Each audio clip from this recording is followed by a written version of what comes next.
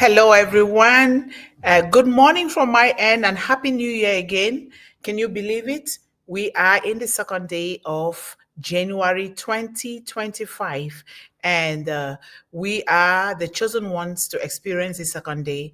And by the grace of God, we are going to continue to experience the whole year, but let us do it here on a better and higher note.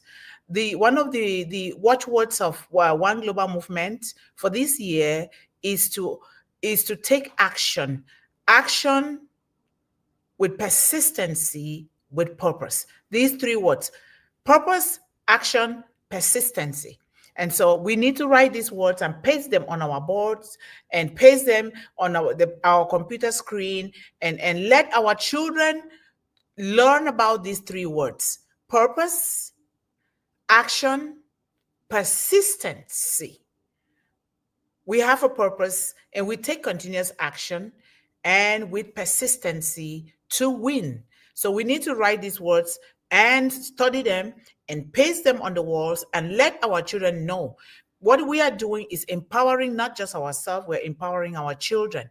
And so I would like to apologize here. Today was supposed to have been the recorded version because we're supposed to come live only on Wednesdays and Thursdays, on Wednesdays and Fridays, twice a week. But we are still figuring out how to record it on StreamYard so that it can air out on YouTube and the other social media platforms. Just so you know, but I'm really grateful that I can see our children's mentor, our beautiful sister Sharon Ballyhoo Pushpin Media, and of course Nancy, as always, is here. Thank you guys so much. So I did not want to disappoint anyone. That's why I decided to come live. Otherwise, we're supposed to record it, but we are figuring things out. AI is something that we are learning, and we'll figure everything out. Hopefully by next week, we must have started recording, and we can then only come here on Wednesdays and Fridays. But thank you guys so much, and Happy New Year again. And today, we are in the Mantle of Hope Revolution 290. And I took a quote out of the greatest book of wisdom that we will talk about here today. Thank you, Mr. Asha Kumar, for being here. And I was just telling our family here that we're not supposed to go live today, but because we have not succeeded to figure out how to record and let it go live at the appropriate time, that is something that we're still going to learn, and we're going to do it because it's doable, it's possible. Okay, we will learn it and we will do it. So we are in the Mantle of Hope Revolution, part 290, and it is taken from the greatest book of wisdom. And like we always say here, we are not here, we are not talking about religion. We're not talking about a specific denomination, but we are talking about a way of life. We are talking about our experiences. We are talking about respecting the natural order, the order of creation. That's what we are talking about here, because that is the way that I was raised, and that is what has helped me, especially during these almost 3 years of some challenges, and which I'm still going through. But when I do things this way, it really helps me. I'm not just helping children here, but we're also helping ourselves. So thank you, thank you, thank you. So the quote goes, it comes from Proverbs 22:6. It says, a child's heart is a fertile field. Sow seeds of wisdom, love, and truth, and watch them grow into pillars of strength and hope. I will repeat that again. And you guys, Nancy, Sister Sharon, if you guys can let me know that you hear me well and everything is okay, or if there's anything that you need me to adjust, please indicate in the chat, okay? Then I will know. Thank you so much. So the theme again is, a child's heart is a fertile field. What does that mean? A child is already born, filled to the brim with an overflow with the things that children need to grow with. But we need to nurture these things, because they will not be able to do it, because we ourselves too were nurtured to grow before we become what we are today, or doing what we are doing, or what God put in us to do. So we should sow seeds of wisdom, love, and truth. Remember truth, high integrity, and watch them grow into pillars of strength and hope. And that means we have to help them in the field of wisdom, we have to help them in the field of love, and we have to help them in the field of truth. And we will watch them blossom into what God has created them to be. Why do we have to do that? Because we are stewards to children. These children are not ours to keep. We have to help them to grow and to become the transformers for today and tomorrow that God has created them to be. And we all have that greatness. We all do, because before we were formed in our mother's womb, God already wrote our futures. Our futures is one of greatness. It's one of transformation. It's one of giving. It's one of hope.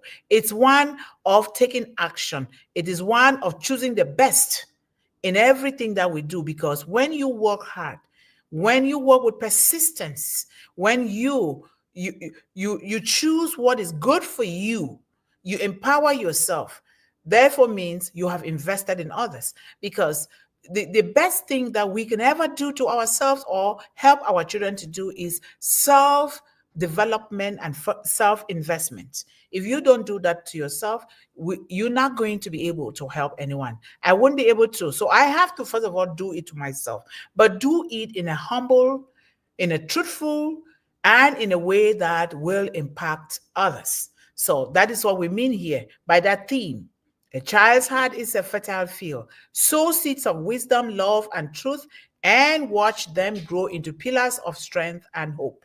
So now we're going to take we have to spice things up, because we come from different orientations, different background. We have different gifts, different knowledge, different ways of understanding things. So when we're dealing with children and young people and women, we have to, when you're dealing with human beings in general, you have to give them choices. You cannot continue to do only one and the same thing. It therefore means you're stifling the greatness that God has created them with. We have to treat things from different angles so that they will find what resonates with their gift, what they love, and then they will go with that pattern. So we're going to be interpreting the meaning embedded in all the letters of the days of the week, because we don't just say Monday, we don't just say Tuesday, Wednesday, Thursday, Friday, Saturday, Sunday. There is meaning, I mean immense meaning, embedded in those letters of the days of the week. And then we will also treat the letters of the month, because God made it that way for a reason. Now, today is Thursday. Instead of just going with happy, thankful, thriving Thursday, which was 2024, now we're going to go in a different direction, so that we all can learn and also help our children to learn. And we learn by taking that action. Remember, the 3 words for 2025 for One Global Movement to help our children, young people, and women is purpose. What is your life's purpose? What is that thing that when you wake up from bed, you are so happy to do? What is that thing that even when you're sick, you're still happy to do? Like me, like I said, I have a lot of challenges, and it's sometimes, like now, it's really hard for me to walk, because of my work-related injury. But when I think about what God has called me to do in the world, to help women and children, which has been blessed by my grandmother, I am happy to do it, even in my own health challenges. I'm still happy to do it. So what is that one thing that will help you? That when you get up from bed, you just do it without somebody telling you, or without somebody having to teach you. That will be your purpose. That will be what God has created you to do. And you have to take action. Don't sit and wait. Thank you, John, for coming. I was just telling everybody that it was supposed to be recorded today and posted, but we're still figuring out how to record it, and which we are gradually getting there. So hopefully next week it will be recording on Mondays, Tuesdays, and Thursdays, and then live is on Wednesday and Friday. So we will figure that out. So please excuse me for that. But I'm not tech savvy, so we are figuring things out. So thank you. So purpose. What is your purpose in life in this 2023? We all have a purpose. And now, when you have that purpose, you don't just sit with it. You don't just talk about it. It's not about filling our children with words, with preaching. It's not about just empty promises. It's about taking action. Take small but purposeful, meaningful, intentional actions. And you do it. Because, like me, I'm not going to sit in bed because I used to, I'm diagnosed with a lot of things, from my work related injury that a lot of times I would just sit and I don't want to do anything. I'm just so down. And I even think about doing the unthinkable to myself. But now, with help from my doctors and specialists and other people and my family, I am able, and even you guys, especially these powerful women that are helping me to talk here, to contribute and to write things, I am able to really stand up and say, I will do this, because if I die today, I will have no account to give of what God has given me. So if I can speak, then I'll do. If I can write, do it. If you can dance, do it. If you can paint, do it. Whatever God has put in you, do it. And do it. Take daily actions, little by little, and then with intentionality. Put these words and put them on your board, your computer, your phone screen, and write it somewhere, and like stick it note and give it as gift to your children. And then make sure you study these words together with the purpose. What is your purpose? Action. And action, under action, you have other things. You should be able to make a decision. And then with that, you do it with intentionality. Intentionally, not just, let me just try this. If it doesn't work, then I will try this. That's not the way it works. I am going to do this because I have what it takes to do it. I am capable of doing it. That's what I've been telling myself. I have 5x4 cards that things have been written on there, because I was at the point where they were teaching me how to read and write again. But thank God that I am here. So that's what it means. So let us treat, today's Thursday. What does the T stands for? Tenacity. Tenacity. Stay determined and persistent in pursuing your goals. And what does the H stands for? It stands for hope. Hold on to optimism. Be very, very optimistic and believe in better days ahead.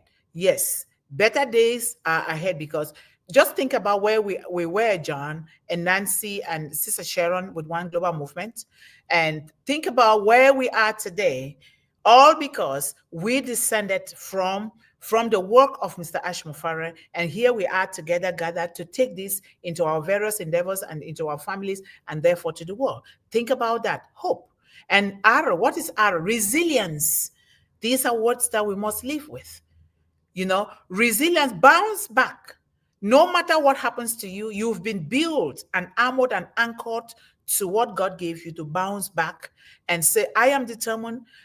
Whether it is my health problems, whether it is lack of finances, whether it is not even living in a home, I am going to do whatever it takes to live in a home. And you bounce back from those adversities. Adversities are there for a reason. So long as you're breathing, you can bounce back. Use that situation to learn and bounce back and become stronger and continue to take action and move on, And then we talk about S. S in Thursday stands for serenity.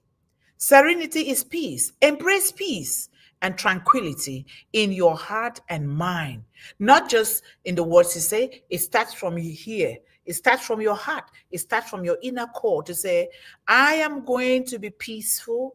I am going to dwell in perfect tranquility regardless of what is happening around me. Remember, Psalm 23 talks about even in the valley of the shadow of death, I will fear no evil, for God is with me all the way.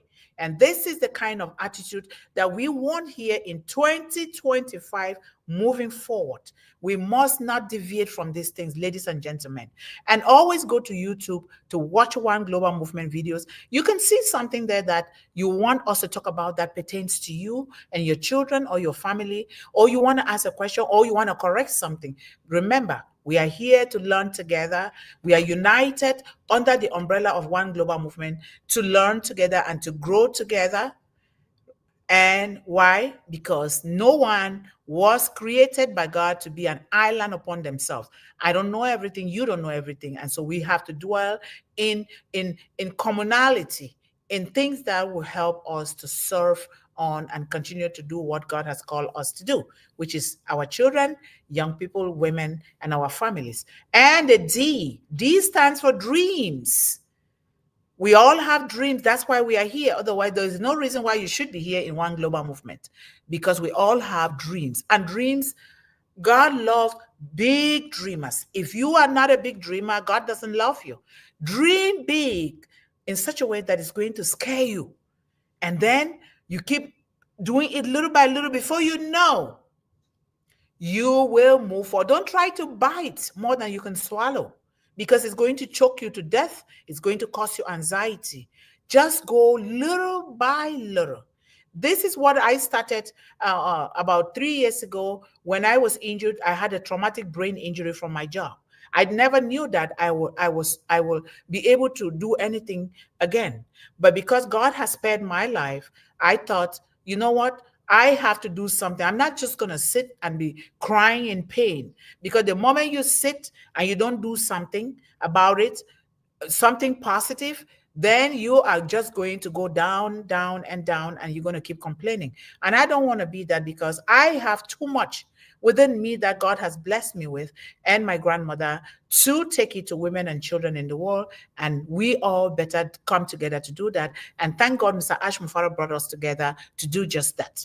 And so, we talk about serenity, which means embrace peace and tranquility in your heart and your mind, not just outside. It begins from the mind, inside of us. And then D, big dreams. Keep envisioning and working towards your aspirations. What are your dreams? Keep working. Nobody's going to do it for you. Of course, you can seek the help of mentors. You can attend webinars. You can attend seminars. You can attend conferences, because these are all educational platforms, and people that have that were born before us, that know better than us, we can seek help.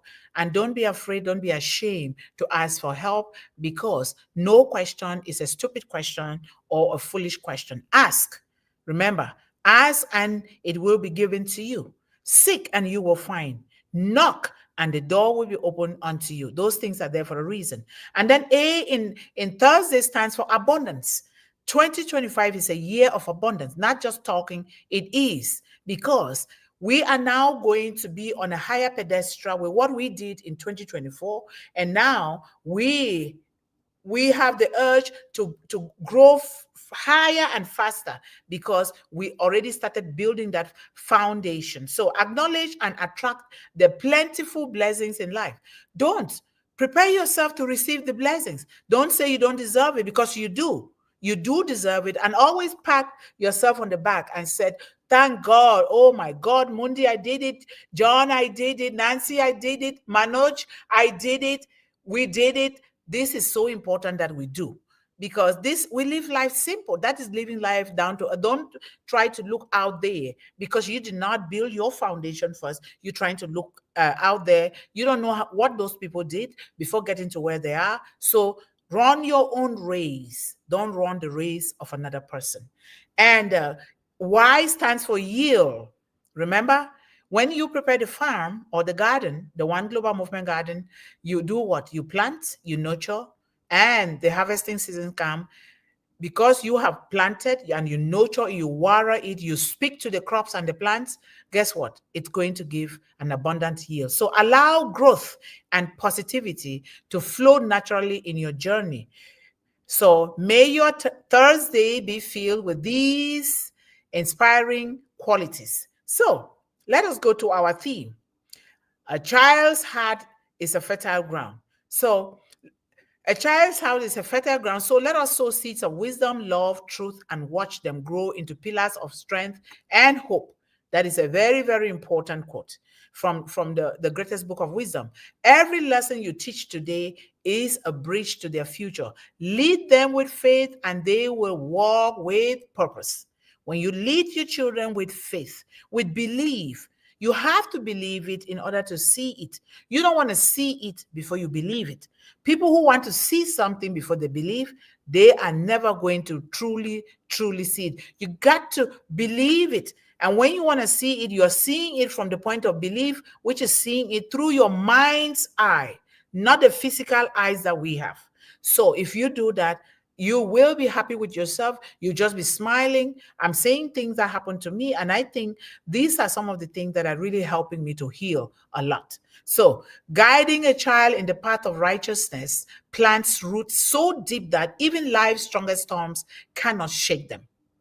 Remember this statement. It is so true. When we guide our children in the path of righteousness, in the path of truth, in the path of integrity, in the path of action, persistency, in the path of giving, in the path of helping the hungry, the poor, in the path of educating our children to know the truth, to know how to cook, to know how to plant flowers, to know how to do something, we have sown roots that are so deep that no storm, no weather, no negative person can dismantle those things at all. That is very, very important for us to remember. So what you pour into a child's heart today becomes the well springs of their wisdom tomorrow. Very important. And do it with gratitude. Do it with happiness. These things were, I'm telling you, I'm so grateful to my grandmother, my mother, and my uncles, that the way that they brought me up, even in the middle of my challenges with my biological father, they brought me up in such a way that I started seeing those challenges as stepping stones for me to rise higher. And even my work-related injury, I see it as a stepping stone for me to learn and to climb higher. That is very, very important. And that is why I just love to do this, because if I don't do it, I may as well just perish, right? So I see Melanie Mukamugema. Melanie, I was just telling the audience that I apologize because today was supposed to be a recording, and because we haven't figured it out well, so then I decided to come on here because we want to keep that consistency with our children in particular. So yes, so by Monday we will. Mondays, Tuesdays, and Thursdays will be recorded, and Wednesdays and Fridays will remain live. So we are working on that. We worked on it last night a lot, and we'll continue to work on that, just so you know. So thank you so much for being here with us today. So when we teach children to walk in truth, we build a legacy that no time or trial can erase. Remember, that's why they say build a foundation for your child. And when you do this, when we talk and we teach them and we role model the truth, and we are building a legacy that no time, which means it is timeless, no time or challenges or trials can erase that from them. But we do it first to ourselves, because we are the parents, we are the adults, we are the caregivers in the lives of these children. And we have been commissioned by the one that created the universe to take care of these precious little ones in whatever way we can. So we need to do that. So thank you. The way you guide a child's footsteps today will determine the heights they will climb tomorrow. How are you guiding your child's footprints? Are you talking to them in a very condescending manner? Are you degrading them? Are you pushing them to the backwaters of life? Or what are you doing that is going to help them to climb higher with determination? So raise a child in God's way is to give the world a light that will never dim. Remember, when we raise a child in the right way, we are already gifting the world without knowing. with a light that will never dim. No matter the negative chatters around them, no matter if the parents know or they don't know how to raise them, or no matter what the parents say, no matter the negative competition, no matter whether they are being excluded or included or whatever happens to them, nobody will ever dim that light. But it depends on you, it depends on me, it depends on all of us here. We cannot blame children for their poor behavior because those children were not raised the way that they're supposed to be raised. We are so much focused on competition, comparing, envy, gossiping, and all other kinds of negative baggages that are weighing us down. When we carry those negative baggages, we will not be able to help these children. And it is a daily thing. You cannot do it today and say tomorrow you will not do it. We got to do it all the time. When you're doing it, you're not just doing it for those children. You are reminding yourself, you are letting yourself to stay grounded in your own self-worth and integrity, in your own truth, the truth that has to build the foundation for everything that we are doing to these children and women. So when you plant faith in a child's soul, you cultivate a future of unshakable hope and endless possibilities. We know that, right? So training a child in the way they should go is not just shaping their future, but strengthening the world, one generation, one life at a time. One generation, one life, one child at a time. Very important. So the interpretation of this verse emphasizes the importance of education. When you interpret Proverbs 22:6, it encourages the importance of education, values, and guidance in a child's life. And it says, train up a child. Training up a child. What does that mean? This encourages intentional guidance. Remember, always remember these three words for one global movement: purpose, action, intentionality. These three words must go together. So this encourages intentional guidance, nurturing, really making the child feel and see and live with that, oh, my daddy loves me. My mommy loves me. My uncle, my auntie loves me. Or my mentor loves me. We're making them to really feel it because they will feel it. If you're doing the right thing, they know it. Because it's that vibration that came from the creator of the universe that will glue us to one another to know that, yes, this is a good thing that they're doing or this is a bad thing. It's always there. We don't have to see it. It is there. So it encourages intentional guidance, nurturing, and education. It suggests that parents, guardians, and mentors have a responsibility to shape a child's character and understanding from an early age. And I would say from the womb. From the womb, like my grandmother taught me, when a child is about, the fetus in your womb is 3 to 4, 5 months old, they start moving. They're moving. They're listening. They're understanding you. And both the mommy and the daddy, because you guys brought that wonderful creation in the world. So you start reading, massaging the tummy and reading to that child. What do you want that child to become? You start blessing that child right there in the womb. My grandmother taught me this and it works miracles. I'm telling you, it really works and it works so well. So in the way he should go, what does that mean? Train up a child. And then the second part says, in the way he or she should go. This phrase highlights a path that is tailored to the child's potential, nature, and moral direction, the way they should go. That means, what are the potentials that are in your child that you see every day? How are you nurturing those potential? And are you doing that, following a moral direction, or you're just doing it the way that the world thinks or the world is telling you to do? So it implies teaching that aligns with good principles that are so pure, they are so clean, and they are so truthful. It aligns with wisdom and respect for others, fostering their unique gifts and purpose, right? That is so important. So when he is old, he will not depart from it.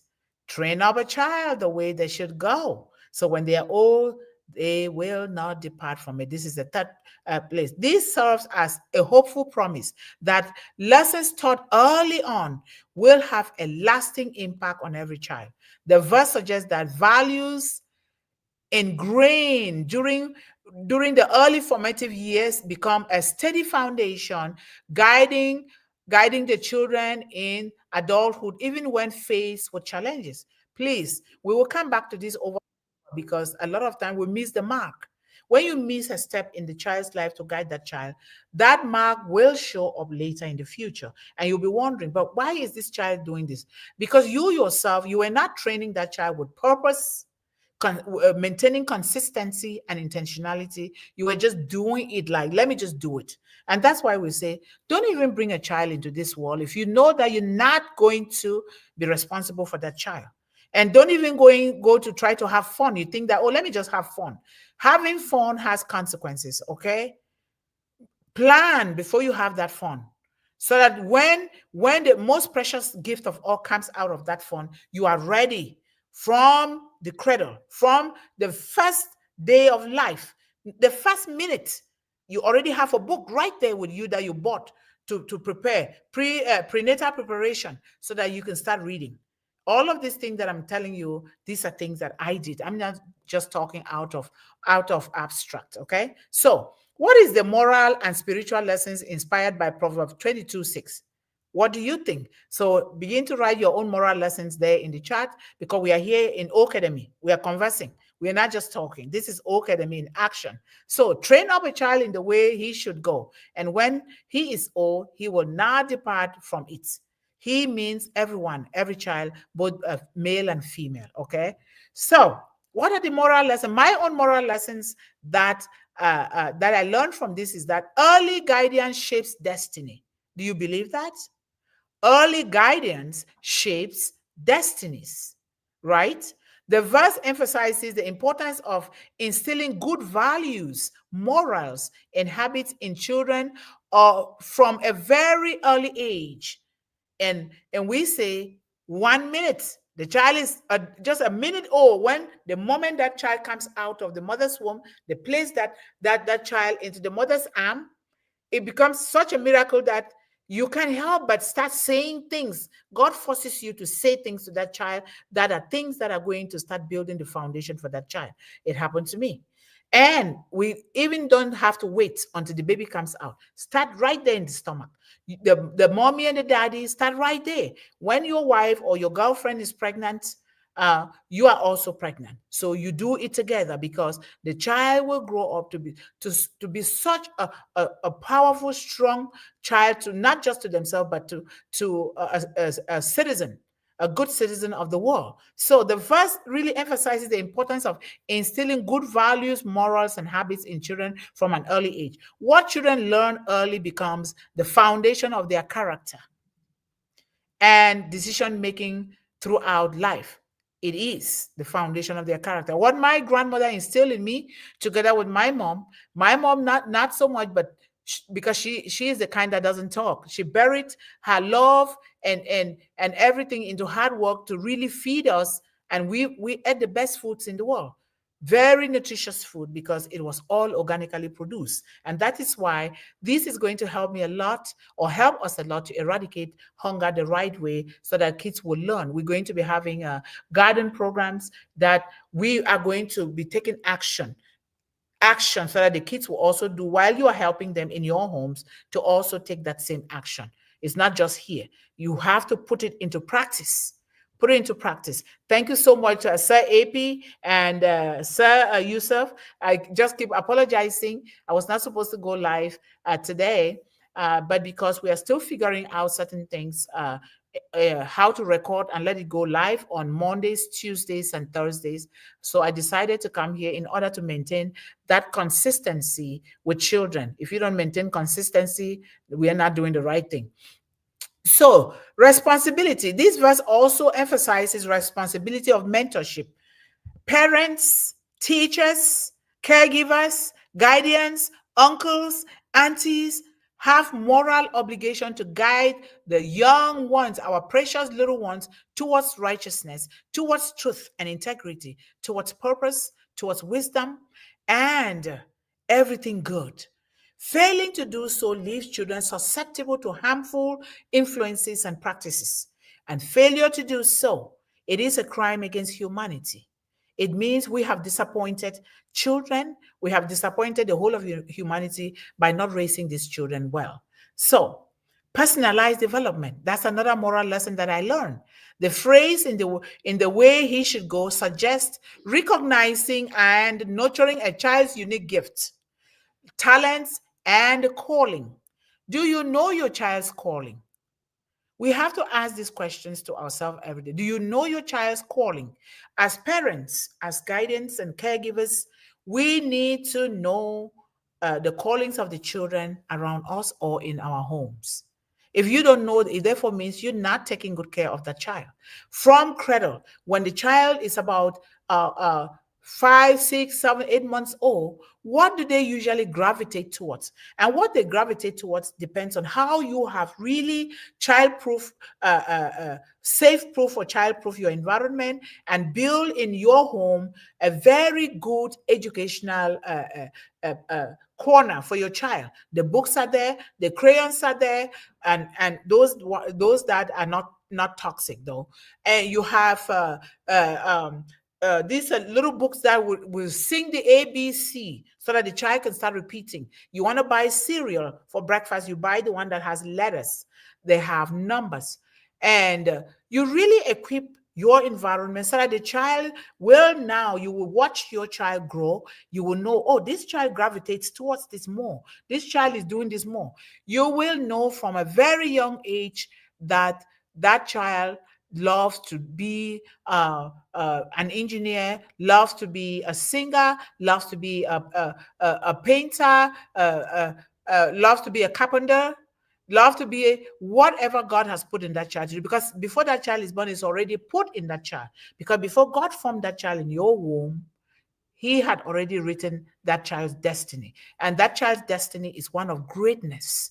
It's one of happiness, good health. It's one of overflow. It's one of all the great things that we can think of. Oftentimes, because we are buried in our own insecurities, because we are buried in our own negative baggages, we do not pick out these things from a very young age. Focus on you. Focus to develop yourself. Self-development is the number one investment you can ever make. When you do that, you will be able to spot these things early on in your child's life, and you start working on them. And it's not easy because nothing good comes easy. Easy come, easy go. So we have to take the time, as God ordained us to take the time to do what is right. Because it is right, not because you want somebody to see you. You're not an eye servant. You're doing it because what is right for you, and in that present moment, is what is right for your children.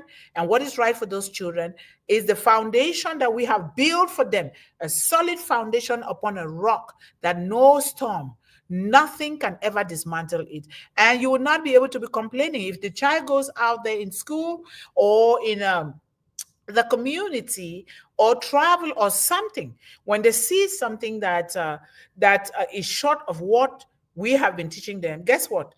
They already have tools in place. Those things are going to be there because that's the way the world is. They're going to be there. But when we educate our children by role modeling, they will build themselves so strong that nothing, no storm, no wind, no negative talk, nothing can dismantle that foundation, and they will continue to grow. I have a son. I'm not being proud to say that, but my son has taught me a lot. And I have grown through my son by the way that I started educating him right from the womb. Me and the dad, we made that decision. We will start educating our baby before he's, and we did that.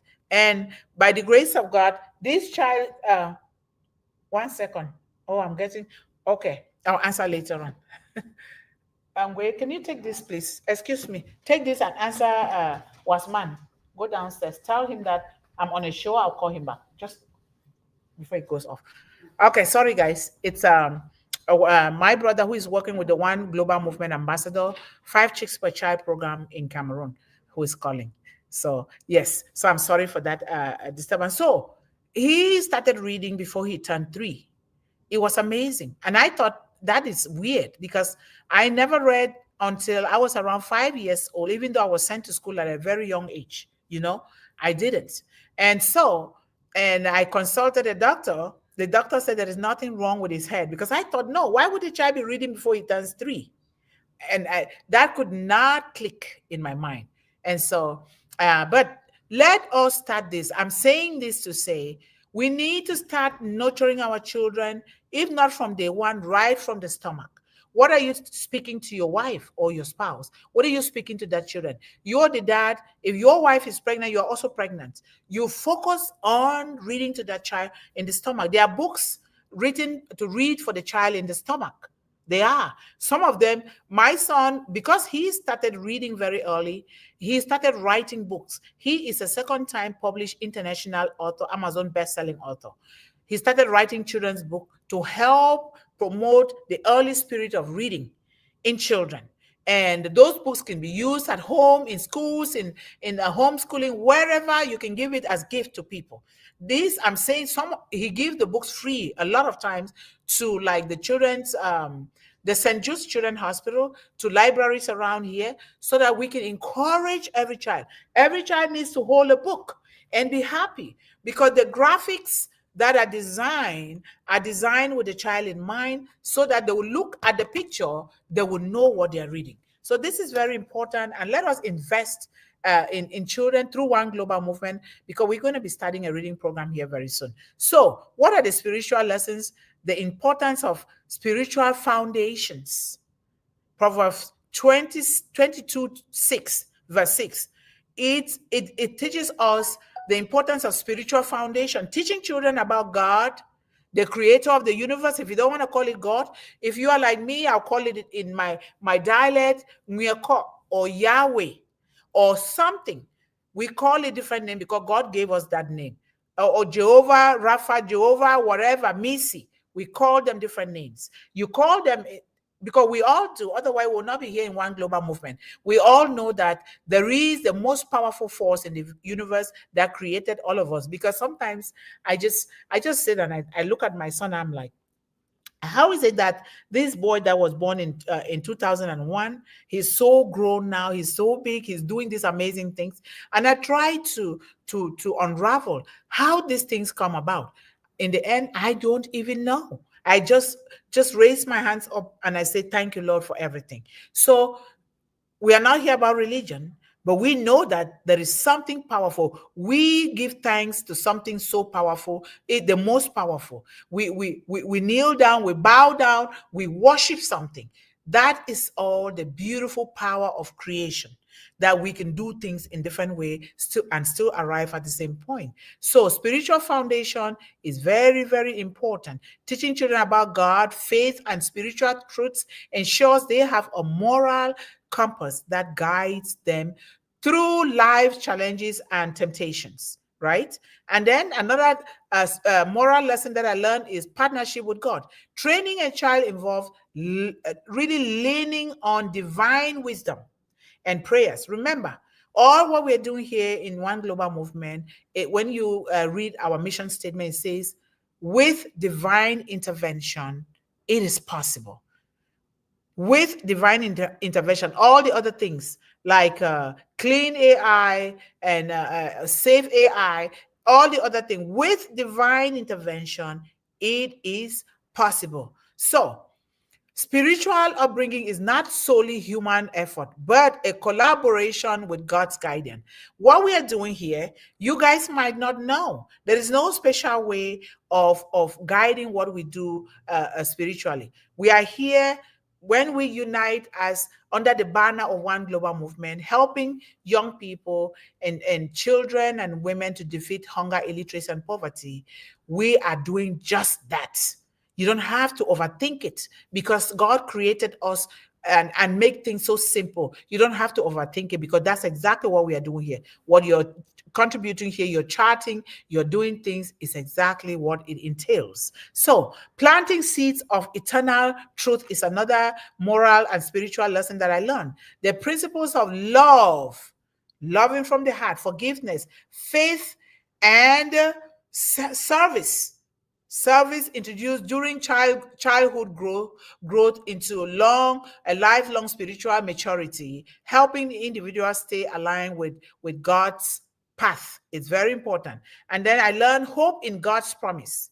You must believe before you see it. Don't try to see things that you have not believed in. Believing in something means you're working on it, you're building that foundation. You know that you are calling into your life and the life of your children those things that God has created, those things that you're going to get, those things that will be as though they are already here in existence. That is what is called belief.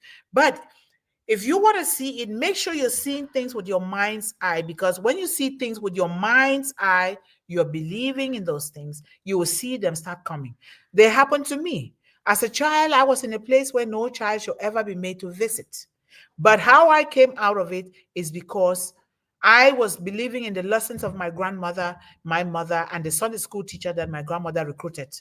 And things happen. Miracles happen. Otherwise, I will not be here today to see these beautiful faces that have been beautifully brought and put together by Mr. Ash Mufara. I will not be here. And for that reason, whether I am sick, so long as I am breathing, I have to push myself to do something. I'm not just going to sit. If you're close to me, when I stand up from this chair, I'm going to be holding things before walking. But that's fine. At least I'm able to hold something before walking. But things are improving from where I was. And I know that by the grace of God, it will get better so I can do what I've been called to do. So believe, believe, and believe. So teach by example, practical application. Don't just say, go do this. Go do this. You didn't finish this while you go and you're watching TV or you're on your phone and you're telling a child to do this, and you're watching not even good things. You're watching things that are not good for you or the children, and you're telling your child to go do that, and they don't see you do it. No. So teach by practical application. Teach by example. Children learn not just from words, but from observing the actions of our parents, of those around them, of their peers, of their adults, of the school teachers, counselors, everyone. Live a life that reflects the values you wished to instill in your children. We live by example. I'm living here by example. If I did not go through the storms that I faced in life as a child, I don't think I will be able to be putting these things together. But those things have taught me a lesson. They are stepping stones for me to keep stepping forward so that I can reach every child, every woman, and every young person. And always remember, children are impressionable. Impressionable means they copy from practical examples. If you just keep talking, didn't I tell you to go do this? Okay, you told him or her to go do this, they didn't do it. You keep saying that. You keep saying that. Before you know, you want to maybe punish a child for no reason when you are not doing it. You are not doing it. Live by examples, right? Because they're going to copy. Their brains are very impressionable, and they were meant to be that way. You and I were like that as well, right? Speak to them, carry out conversation in a very loving, kind way. Make them feel that they are so powerful, they're empowered to be part of their own upbringing. You discuss things openly, and even if you want to send your child to a timeout or whip their hands or their butts, they must have understood that, yeah, it is something to do and it's part of your culture, right? So make sure we are practicing the things that we say our children should do. So encourage spiritual practices. Introduce them to prayers. Maybe prayer to you is watching the lake and seeing the waves going up and down. Maybe it's feeding animals. Maybe it's gardening to feed hungry stomachs of children. Maybe it's learning a sweatshirt to somebody that is facing wintertime, or preparing a bowl of soup. Just maybe whatever it is, that is what we need to do. We've been called to do that. So introduce them to prayers, reading scriptures. And there are so many books, not just the scripture. There are so many books according to your values, your family values, your customs and traditions, not what people are imposing on you. What are your values? What's your purpose in life? What were you born? What were you created to do? We do that, and we know that we're teaching the children the right way. An act of kindness. Take your children to go out and look for those that are suffering on the street, but with safety. Safety comes first. Or you go donate things to the homeless shelter, or you go to a teen challenge, or you go to parents that are living in the nursing home to do something. This is what we are talking about, or to play music to them, or to take them on a walk. There are so many things we can do. A lot of parents or grandparents are dying because they are not able to do things. The children have grown and they left, and they are left to just fend for themselves. It's not supposed to be that way, but we start very young. When we teach these children that, they will grow up to do those things. You will see them, you'll be so proud, and you'll be so happy, and you continue to bless them even more. So guide without forcing. Don't force a child. Remember, the children are not your properties. They are the properties of the one who created those children, and we are the stewards of these children.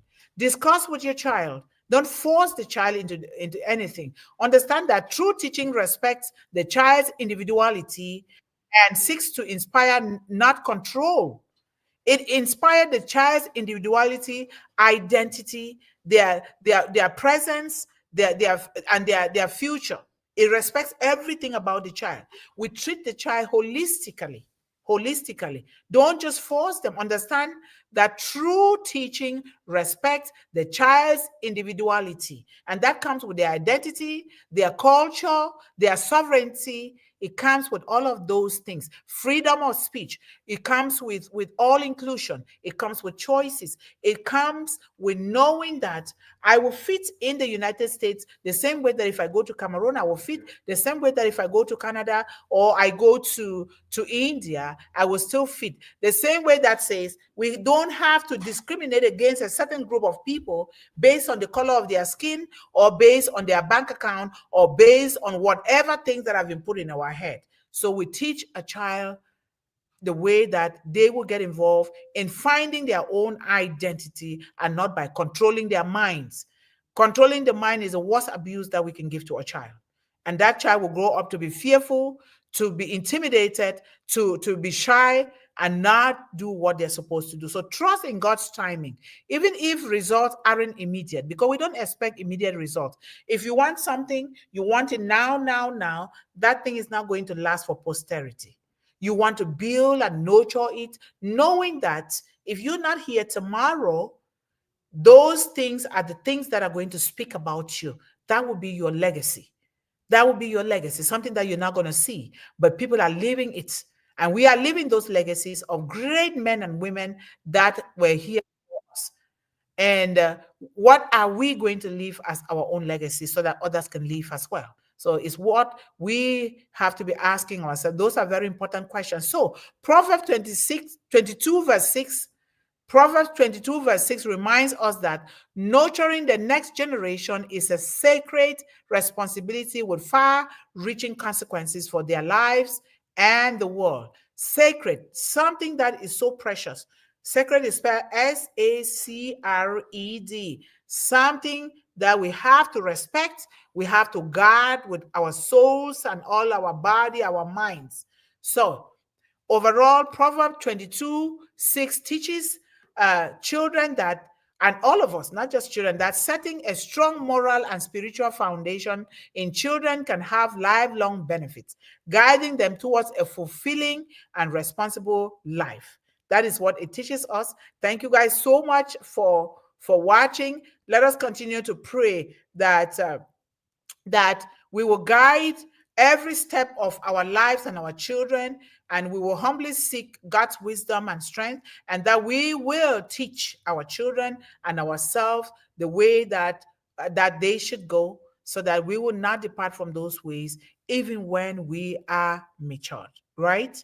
So thank you guys so much, and let us appreciate the audience. I highly appreciate all of you here, because that shows that you're not sleeping. Even though we're not supposed to go live, we're supposed to watch the recording, but you guys are here. Thank you guys so much. Let us come together. I ask that we all come together, and we don't have to be in the same building or the same place, in our own different endeavors. through One Global Movement, let us make 2025 the best year for children, young people, and women, because as we look in the world, a lot of things are happening that are really setting our children on the wrong path, and we are watching. Institutions are watching, but we ought to come together to do the best for these most vulnerable population in the world. So let us appreciate our audience here. Sister Sharon, Happy New Year again, and thank you so much for the wonderful things that you're doing for children here. I highly appreciate you. And our beautiful sister Nancy, thank you. Happy New Year again, Nancy, to you and family. And happy birthday to everyone who is celebrating their birthdays or their birthday today. Happy birthday. Thank you so much. And let's go here. Sir Ashok, Happy New Year. Thank you so much, sir, for being the number one support here in One Global Movement. We highly appreciate you. And we have Nerissa McLeod. How are you, sister? Happy New Year. If you're new, you're welcome into this family. You are from New Zealand. How are you? Thank you so much for being here with us here today. We appreciate you. Come again and say hello to the children in your family, in your community. Together, we will help these children defeat hunger, illiteracy, and poverty. Thank you. And of course, the managing director, thank you so much, John. And hello, everyone, and welcome to One Global Movement. Speak with Heart today. Please feel free to comment here in the chat. Please type your thoughts and comments about the topic today. Thank you so much, John, for everything that you've done. And as you know, you're Uncle John to me. And you continue to do, and I know that we're going to do great things in the world under your leadership. Thank you so much.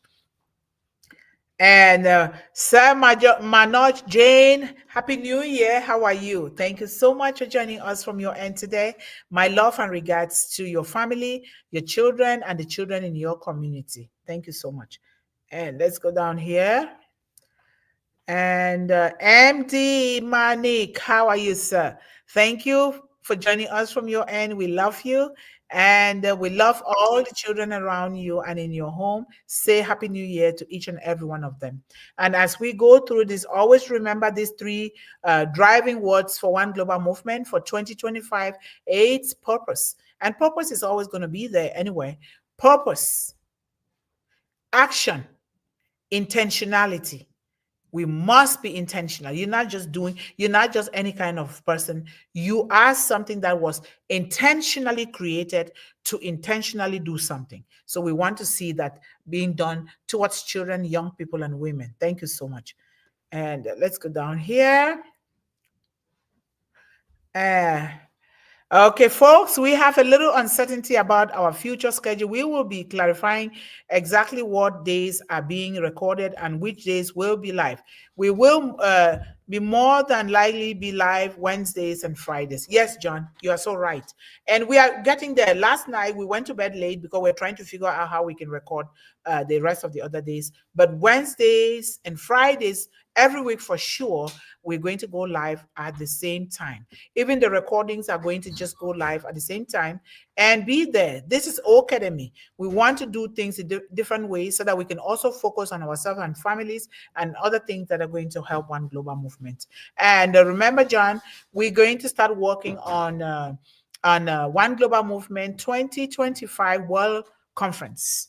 And we want to do it during the month that children are out of school, because they are going to be the pillars here, those that are going to take on the stage so that we get the message and the gospel of One Global Movement to every corner of the globe. Thank you so much. And our beautiful sister, Melanie, thank you so much, sister. I'm sorry for all the confusion, but thank God you're here and also contributing. We highly appreciate you.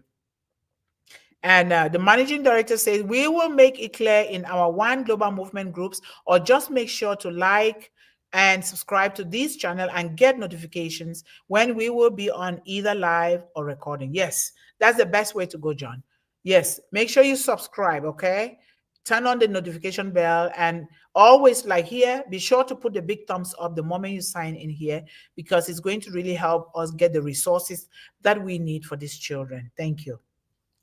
And let's go here. Sir AP, Thank you so much. Happy New Year to you and your beautiful daughter, sir. How are you? Thank you so much for joining us from India. We highly appreciate you and extend our love and regards to every child around you.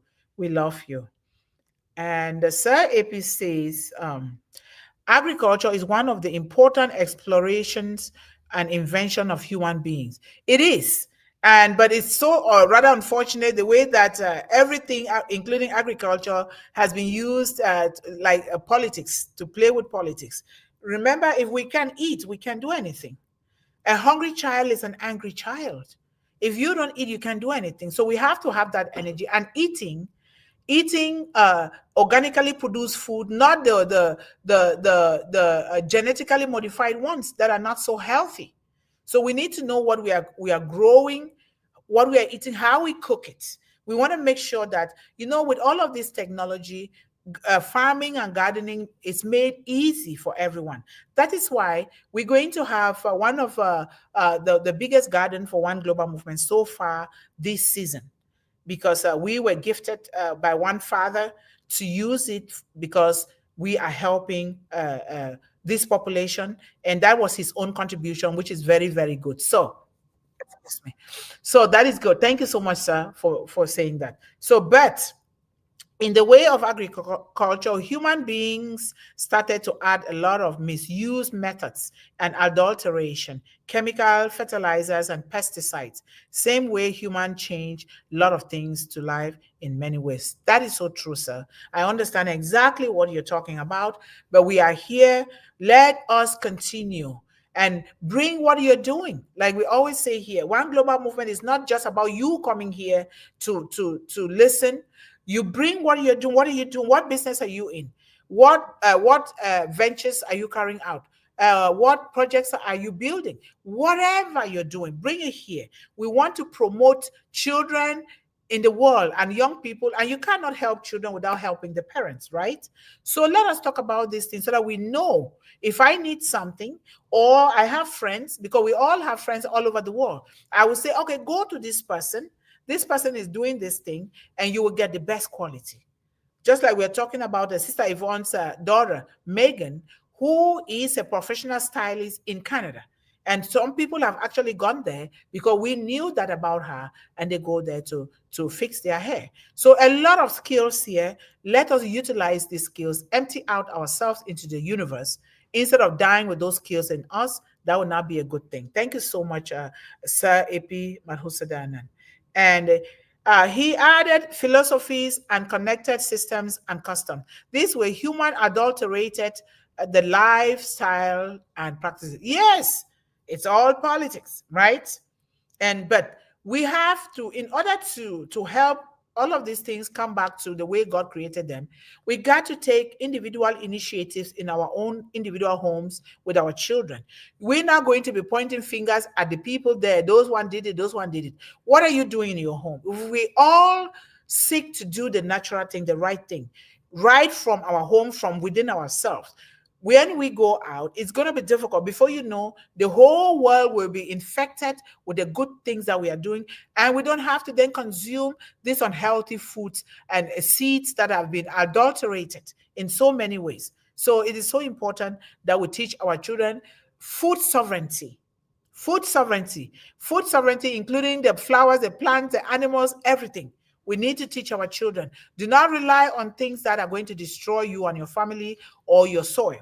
Very, very important. We got an emergency. What? Okay, just wrap it up. We got an emergency. Okay. Sorry, we have an emergency. I have to go, okay? Thank you guys so much for listening. We'll talk again. We love you. Bye-bye. Make sure to shut off and then we can talk.